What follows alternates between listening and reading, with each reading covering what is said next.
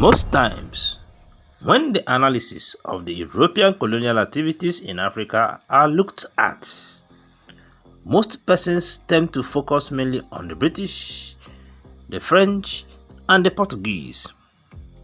Less attentions, in most cases, are given to the activities of the Germans in Africa.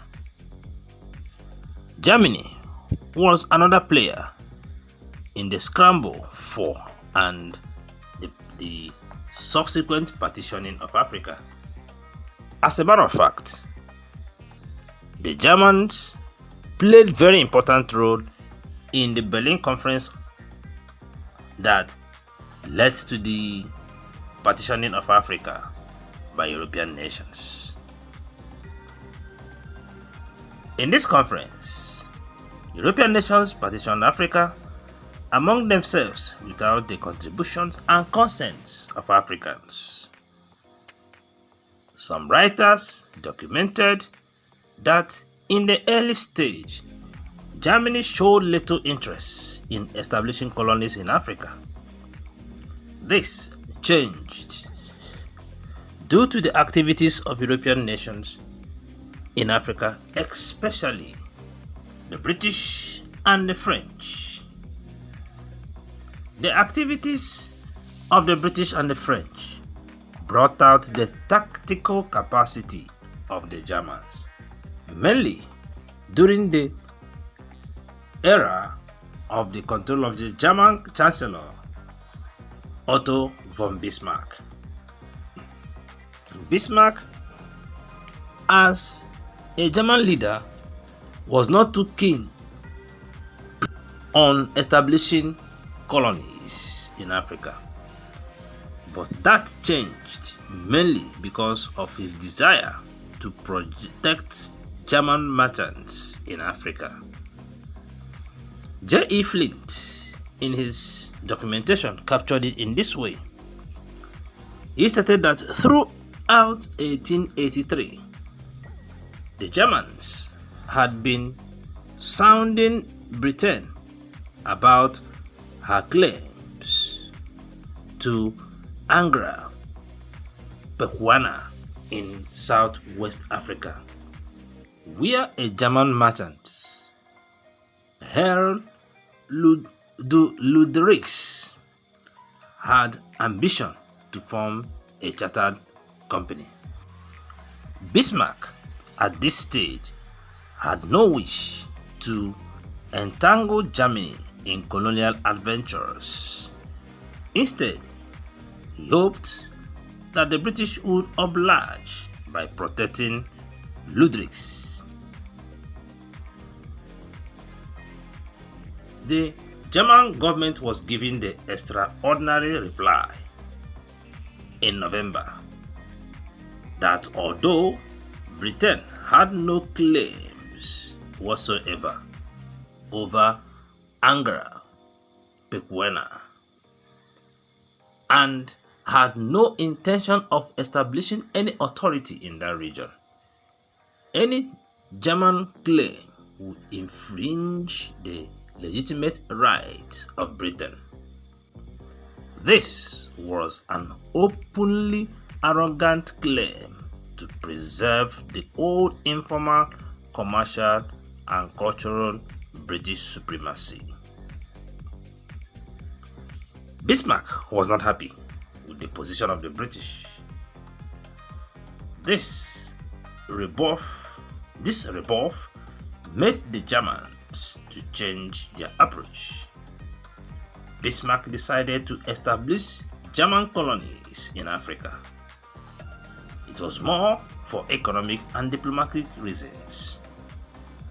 Although the Germans decided to establish colonies in Africa, they did not rush to establish official German administrations in Africa. Rather, they focused on German merchants in Africa.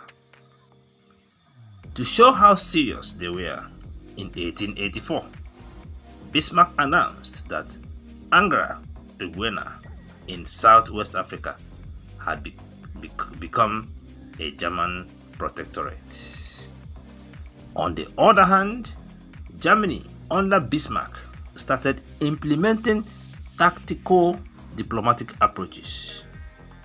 For instance, Germany's collaboration with the French forced the British to denounce the Anglo-Portuguese Congo Treaty and as well accepted Germany's protectorate status over Angra-Peguena. Around the 1882, the German Colonial Association was formed. The expansion of German industry and the growth of German maritime interests play a positive role on German colonial activities. Bismarck was convinced that if Germany have to protect its trade and economic interests, the establishment of colonies, mostly in Africa, was very vital. The Berlin Conference, which was hosted by Bismarck, became a turning point for Germany colonial activities.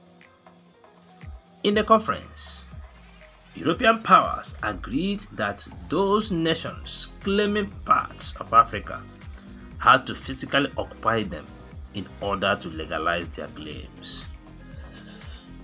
Germany annexed Southwest Africa, that is present-day Namibia. Germany as well annexed a strip of coastland on the Gulf of Guinea, which later expanded into Cameroon. The territories of German East Africa comprised territories in the present-day Tanzania, Rwanda, and Burundi. Germany made use of companies to control these territories. The companies were granted charters to administer these territories. The companies failed to properly administer these territories for Germany.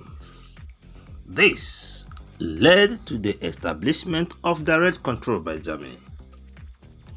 Germany's control of her territories in Africa witnessed some cases of ruthlessness.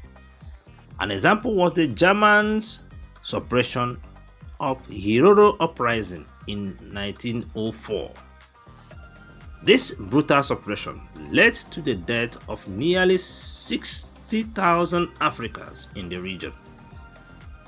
There was also the Abushiri revolt, the suppression of the Hehe people, the Maji rebellion in southern Germany, East Africa, and as well the Douala resistance, among others.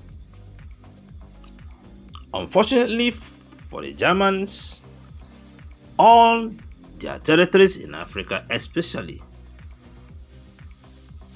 in parts of Africa, were taken away from her after the First World War. The defeat of Germany and her allies in the First World War proved disastrous for Germany's imperial ambition. Germany was forced to surrender all her colonies. German colonies were given to other European countries. Some of the European countries that got German colonies were Britain, France, Belgium. South Africa, as at that time, was under European control and was given to administer Southwest Africa. Please, if you're watching us for the very first time, subscribe to our channel and click on the notification icon so that anytime we drop a new content, you will be one of the earliest persons to be notified.